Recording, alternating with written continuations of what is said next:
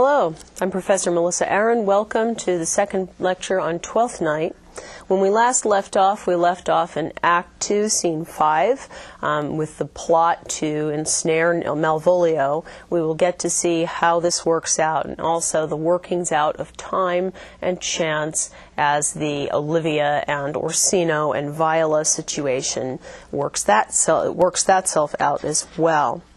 In Act 3, Scene 1, it seems Viola runs into Festa. And it seems as though Festa is the first person to possibly recognize that this young man is not what he appears to be. It's not un-Shakespearean for the fool to be the smartest character in the play. That's certainly true here. And they joke back and forth, and then Viola gives Festa some money. And as Festa reaches for the money, for the tip, he says, "Now Jove and his next commodity of hair send thee a beard. By my troth, I'll tell thee, I am almost sick for one, though I would not have it grow on my chin. Is thy lady within?" Now, what he seems to be asking is, how come you don't have a beard? You don't even have 5 o'clock shadow or anything. What is this, son? And Viola admits that she's almost sick for a beard, but of course the beard that she would like to have is Orsino's beard. She's not interested in having a beard of her own at all.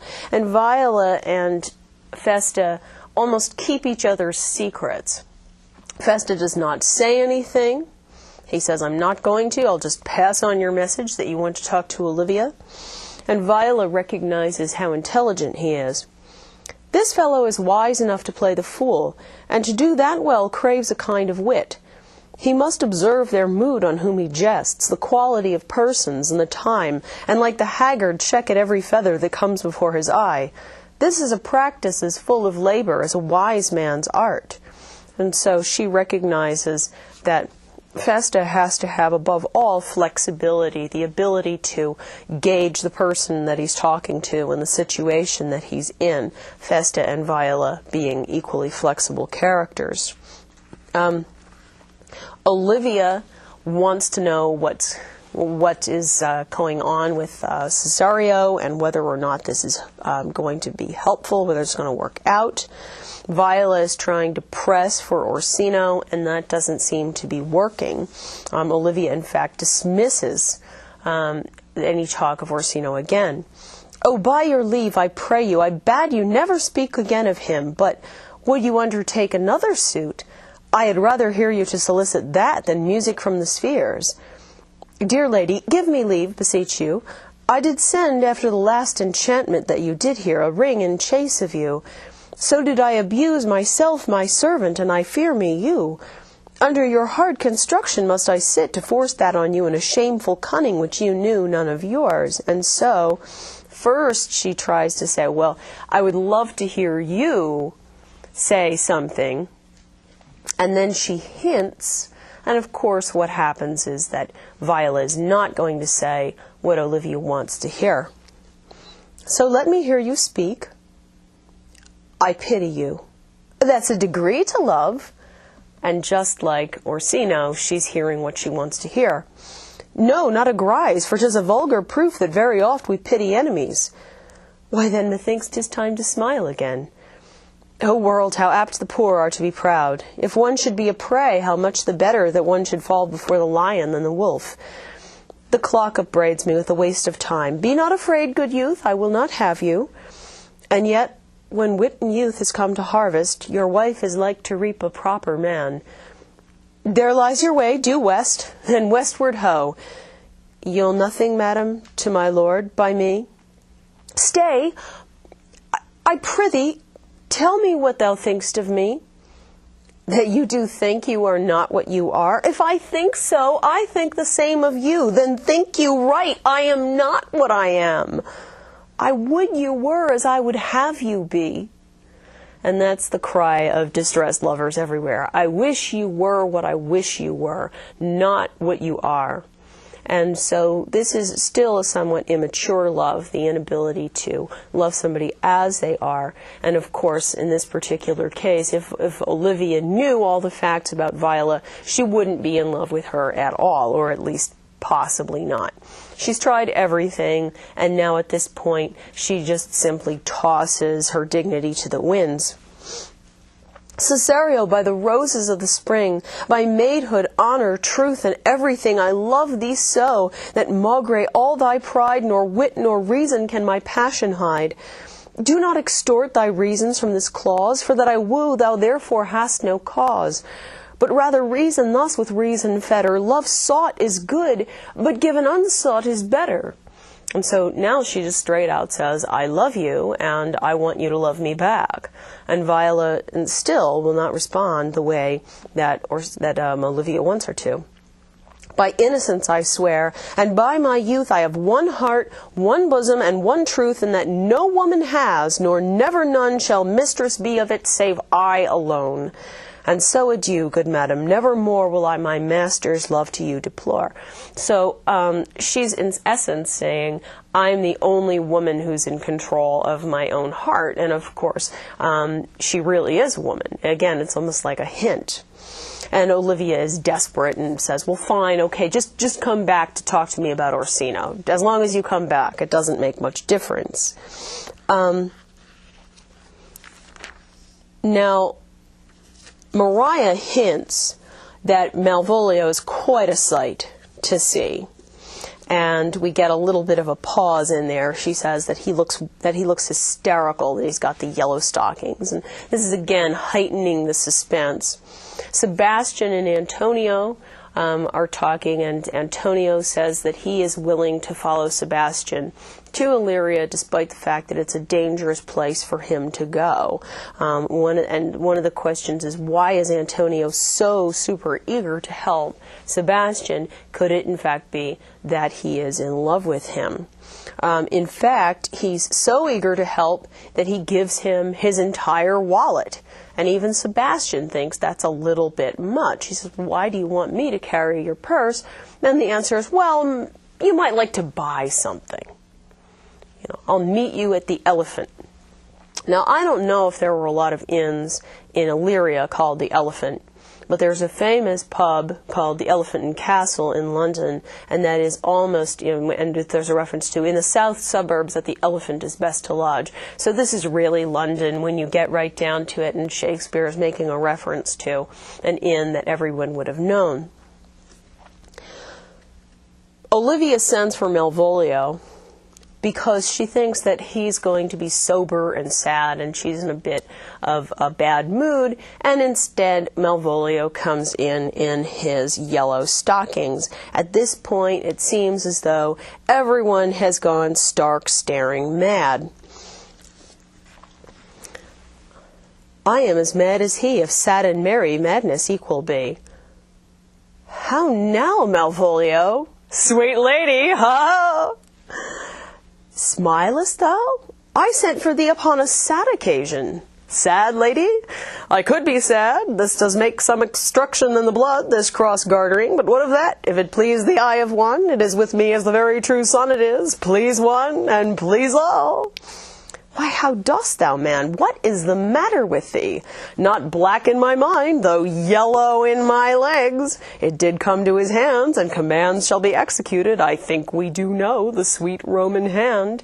Now, he's making all these references to this letter, figuring that she'll understand what he's talking about.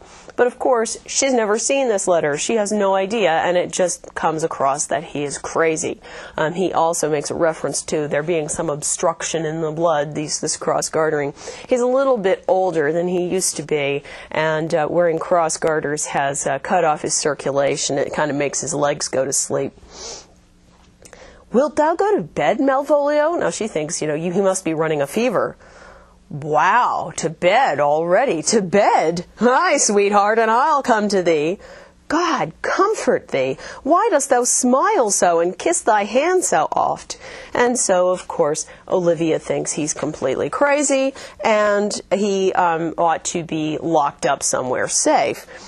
she suggests that what should probably be done with him is that she mustn't be thinking very carefully, because she says Sir Toby should look to him.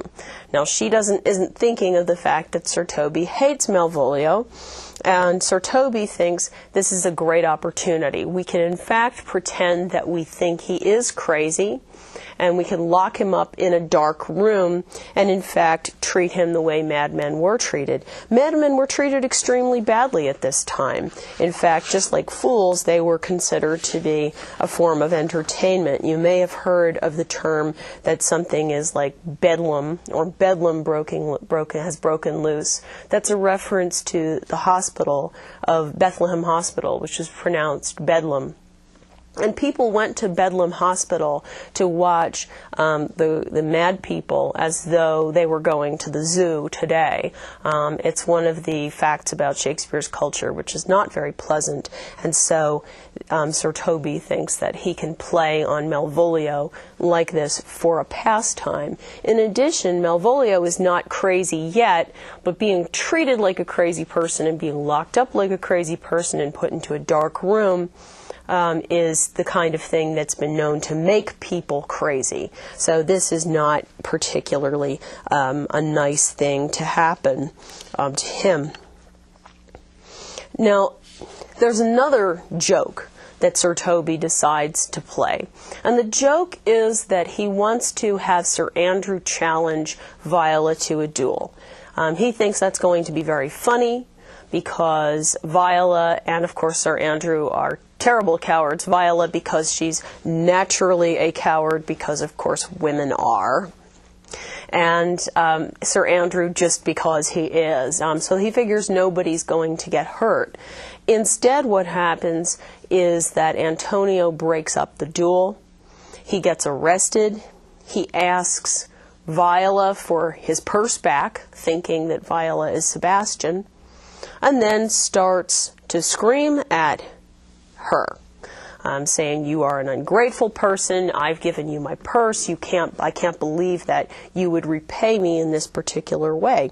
Instead of being merely distressed that this apparent stranger is screaming at her, Viola is very relieved to hear her brother's name. "Prove true, imagination, oh, prove true, that I, dear brother, be now ta'en for you. He named Sebastian.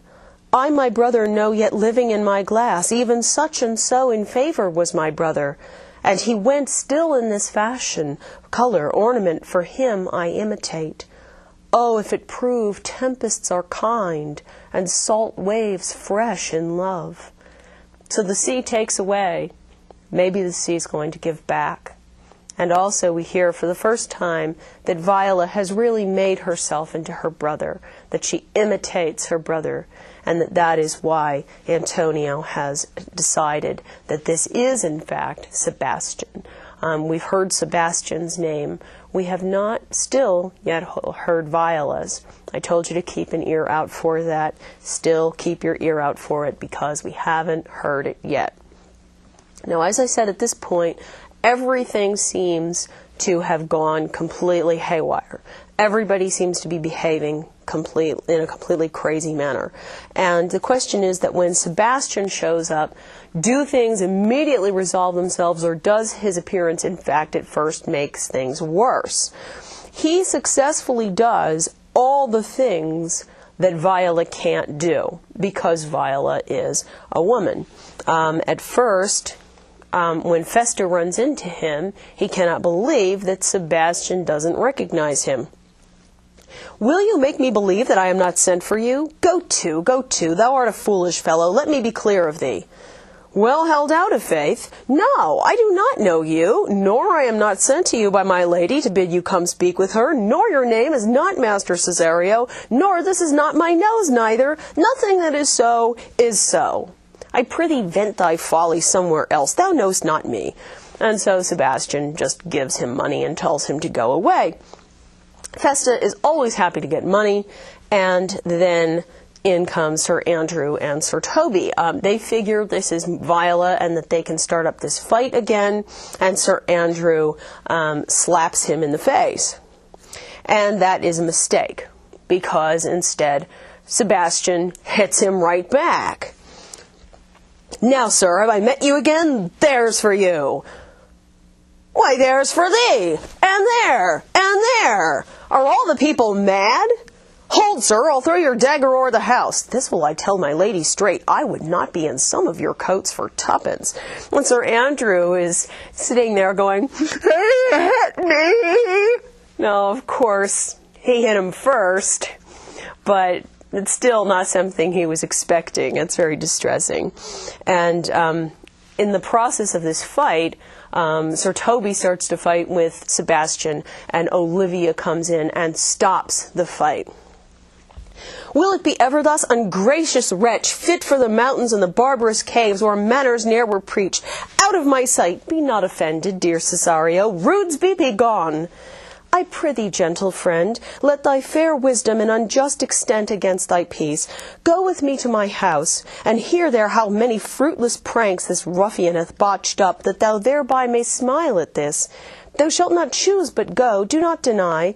Beshrew his soul for me, he started one poor heart of mine in thee. So from Sebastian's point of view, some stranger walks up to him and says, oh, my lady wants to see you. Another total stranger comes up and hits him in the face. Another total stranger starts a fight.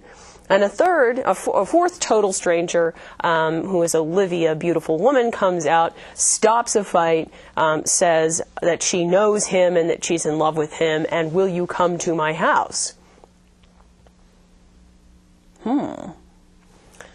Now, Sebastian, despite the fact that he reacts very differently in the sense that he is a man and not a woman and does all the things that Viola can't do, is very similar to his sister in that he is flexible and he's willing to go with whatever seems to be the appropriate thing. What relishes in this? How runs the stream? Or I am mad, or else this is a dream. Let fancy still my sense in Lethe steep, if that be thus to dream, still let me sleep. Nay, come, I prithee, wouldst thou be ruled by me? Madam, I will. Oh, say so, and so be. So that's a bit of a surprise for Olivia. Will you come with me? Sure. Sounds good. Because from Sebastian's point of view, this is an attractive and apparently wealthy young woman who wants him to just come back with her for unspecified purposes. This sounds good to him. The Madman Scene is not which is Act 4, Scene 2, is not something I'm going to go into in great detail, except that it does show you a little bit of the Renaissance treatment of the mad. Also, you'll notice that Malvolio is extremely insistent that he is not, in fact, crazy. While that is true, on the other hand, one of the things that crazy people tend to do is never question their own sanity. And it's an interesting contrast to Sebastian's then response a little bit later. Malvolio insists that he is not crazy, and he's complaining about being locked in the dark, and finally convinces Festa to give him a piece of paper and a pen so that he can write a letter to Olivia. Sebastian is now also forced to deal with, is this a dream? Is he in fact crazy? And instead of insisting, I know I'm sane, he starts to do some reality checking. Is this real? Is this real? Is this real? This is the air? That is the glorious sun? This pearl she gave me, I do feel it and see it. And though 'tis wonder that enwraps me thus, yet 'tis not madness. Where's Antonio then? I could not find him at the Elephant. Yet there he was, and there I found this credit, that he did range the town to seek me out. And so we see that, in fact, Sebastian has been concerned about Antonio. He hasn't just left him up to his own devices. And he also thinks that he would like to have Antonio's advice in this particular situation. For though my soul disputes well with my sense that this may be some error, but no madness, yet doth this accident and flood of fortune so far exceed all instance, all discourse, then I am ready to distrust mine eyes and wrangle with my reason that persuades me to any other trust that I am mad. Or else the lady's mad. Yet if it were so, she could not sway her house, command her followers, take and give back affairs, and their dispatch with such a smooth, discreet, unstable bearing as I perceive she does. Well, either I'm crazy or she's crazy. But I don't think I'm crazy, and obviously she's not crazy, or she wouldn't be able to have such good control of her household. That's kind of ironic considering the sort of infighting that's been going on in her household and all the drunken brawling, but nevertheless Sebastian is right, except for being a little bit love crazy. Oh, there's nothing wrong with Olivia. Olivia has decided not to waste any time. She's brought back a priest, and she says, let's get married right away. I don't want you to change your mind, she thinks. You know, my too jealous soul is a little bit concerned. And so Sebastian has to make an instant decision. You know, what do you say? And Sebastian says, sure.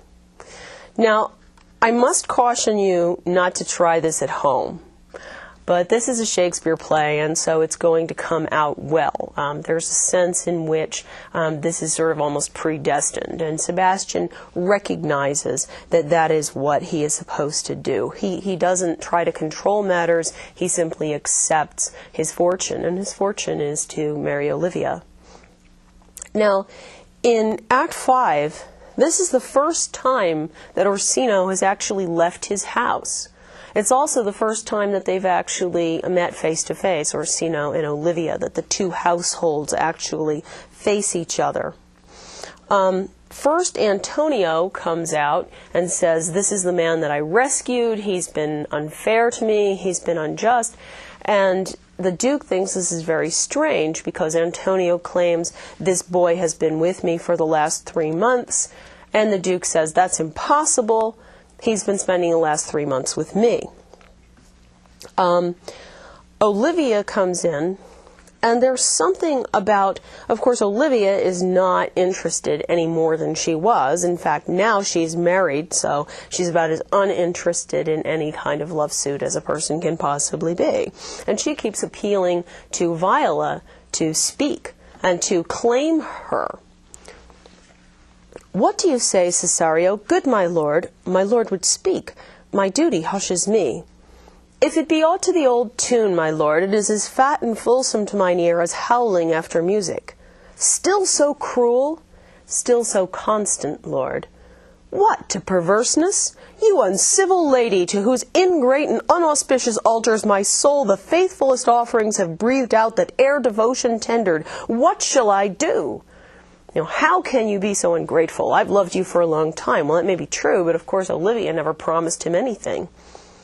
Even would it please my lord that shall become him. Why should I not, had I the heart to do it, like to the Egyptian thief at point of death, kill what I love? A savage jealousy that sometimes savours nobly. But hear me this, since you to non-regardance cast my faith, and that I partly know the instrument that screws me from my true place in your favour, live you, the marble-breasted tyrant, still. But this your minion, referring to Viola, whom I know you love, and whom, by heaven, I swear I tender dearly, him will I tear out of that cruel eye where he sits crowned in his master's spite. Come, boy, with me. My thoughts are ripe in mischief. I'll sacrifice the lamb that I do love to spite a raven's heart within a dove. So he says, I'm not going to kill you, but I'm going to kill this boy that you love, and whom, by heaven, I swear I tender dearly. And in fact refers to Viola as a lamb. I'll sacrifice the lamb that I do love. This is something that teeters on the edge of tragedy. Viola expresses her willingness to go with Orsino, who is willing to kill her right off stage. The question is, what is making Orsino so upset? Is he angry because Olivia has rejected him, or is he angry because he feels betrayed by Viola? Who does he really love here? Where's his real his real interest? And the question is also, does he really realize that? Viola expresses her willingness to go with him, and Olivia is horrified. Where goes Cesario? After him I love, more than I love these eyes, more than my life, more by all mores than e'er I shall love wife. If I do feign, you witnesses above, punish my life for tainting of my love. I me detested. How am I beguiled? This is not the kind of thing that a wife wants to hear on her honeymoon. You know, I love him and I'll follow him to the ends of the earth. That's not promising coming from a young husband. And then she uses the magic word, Cesario, husband, stay. Husband? I, husband, can he that deny? And Viola is left saying, I don't remember this at all. The priest who witnessed the marriage comes in and says, yes, I married these two, and in fact insists on the sacramental honesty of the act that he performed. He's not the kind of person who's likely to engage in a practical joke. Sir Andrew comes in, he's complaining because he's been hurt, and Sir Toby comes in, he's complaining because he's been hurt, and of course Sebastian, and Viola's accused of having done all these things too. All of these actions are things that supposedly Viola did, but she has no recollection of, and in fact it's because they were done by her twin. When Sebastian comes in, he is, at first, the only one who does not see his double standing on the other side of the stage. I am sorry, madam, I have hurt your kinsman, but had it been the brother of my blood, I must have done no less with wit and safety. You throw a strange regard upon me, and by that I do perceive it hath offended you. Pardon me, sweet one, even for the vows we made each other but so late ago. Gee, you're looking at me funny. I guess it must mean you're upset with me. Well, of course, the reason that she and everybody else is looking at him funny is because, in fact, there's two of him. One face, one voice, one habit, and two persons. A natural perspective that is and is not. And then Sebastian immediately recognizes Antonio and says, I'm so sorry. We have to have that. We have to see that Sebastian is, in fact, concerned about Antonio, that he is not the user that Antonio has accused him of being. And Antonio says, how have you made division of yourself? And Sebastian then sees another him. Do I stand there? I never had a brother. Nor can there be that deity in my nature of here and everywhere. I had a sister, whom the blind waves and surges have devoured. Of Charity, what kin are you to me? What countryman, what name, what parentage? Of Messalene, Sebastian was my father. Such a Sebastian was my brother too. So went he suited to his watery tomb. If spirits can assume both form and suit, you come to fright us.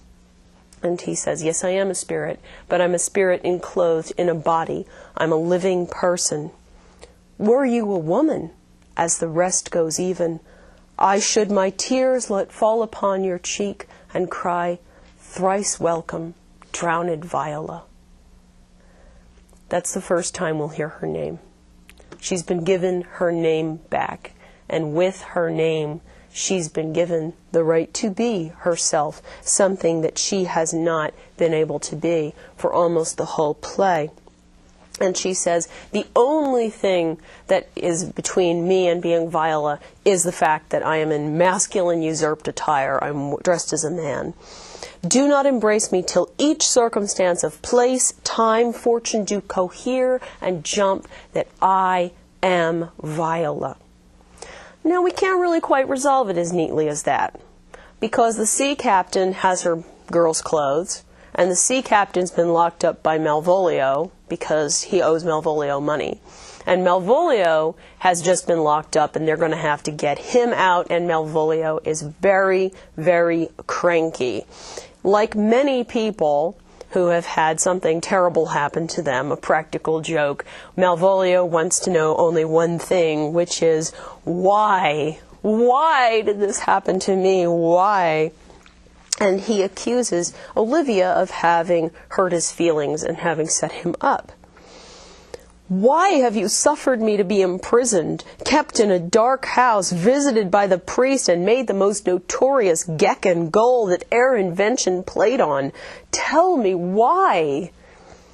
Alas, Malvolio, this is not my writing. Well, that's how it happened, because it was a practical joke. Although I confess much like the character, but out of question 'tis Maria's hand. And now I do bethink me, it was she first told me thou wast mad. Come to think of it, Maria was the one who set this up. She tells Malvolio that he can be judge, jury, and executioner of the people who play the practical joke on him, but instead Fabian steps forward and says, you know, there's been a lot of hard feeling on everybody's side. Sir Toby was so impressed with this practical joke that he did in fact marry Maria, so we have 3 happy couples, not just 1 or 2. And we also have the idea that this practical joke should just be seen as a joke, that everyone has, that this should pluck on laughter rather than revenge. And Malvolio has the chance to, in fact, laugh this off, to participate in this comic ending. But he doesn't do that. Festa points out to him that now he's gotten some of his own back. By the Lord, fool, I am not mad. But do you remember? Madam, why laugh you at such a barren rascal? And you smile not, he's gagged. And thus the whirligig of time brings in his revenges.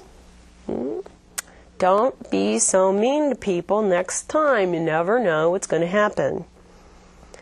Chance for Malvolio to redeem himself? Nuh-uh. I'll be revenged on the whole pack of you.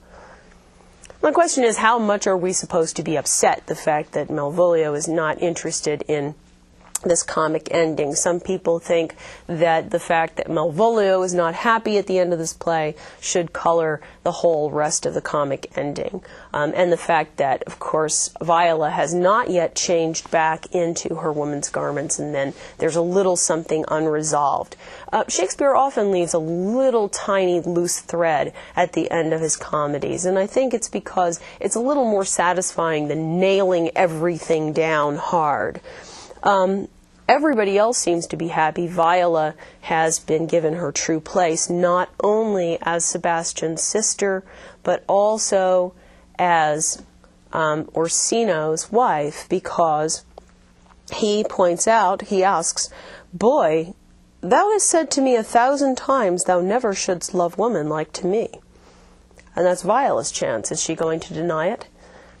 And all those sayings will I overswear, and all those swearings keep as true in soul as doth that orbed continent the fire that severs day from night. And so Orsino says, because you served your master for so long, because you called me master for so long, and it's because of your good service, here is my hand, you shall from this time be your master's mistress. And Olivia says, a sister, you are she. And so she is Sebastian's sister, she is Orsino's future wife, and she is Olivia's sister-in-law. Everyone has readjusted their relationships to each other, and everything is as it should be, if you like to see it that way. And then, so we're left with the idea that this double wedding will occur, but not on stage. And it ends with Festa talking about the wind and the rain it raineth every day. But that's all one, our play is done, and we'll strive to please you every day. A lot of Shakespeare plays end with that plea to the audience to enjoy it, to applaud. Now, one of the things I'd like to briefly mention is that there's a movement to try different original staging techniques, rehearsal techniques, actual theaters that are built something the way Shakespeare's theater may have been built. We don't know for certain, I should hasten to add. And there was a recent production of Twelfth Night at Middle Temple Hall, where we know there was a production in 1602 and a production at the Globe. It used an all-male cast, it used original instruments. It was in many ways as accurate as they could possibly get, we think, to a Shakespearean production. And there's something very helpful about that. Those two twins looked extraordinarily alike, and also what it does to actually see men wearing women's costuming. On the website this week, I actually have some material on original staging and costuming, including some things from those productions, and I hope you will take a chance to look at them. At the end of this week, there's going to be an online midterm. It's going to include verse analysis, an essay, and a short extra credit set of questions. The online midterm is due on Monday by class time.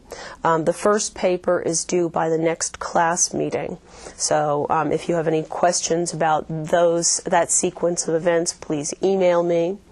And also I'd like to tell you that the next class, for the next lecture, we're going to start Hamlet, so be prepared. We're going to go through at least the first 2 or 3 acts. So read the first 2 acts of Hamlet, and also do your online midterm, and I'll see you with the Melancholy Dane. Thank you.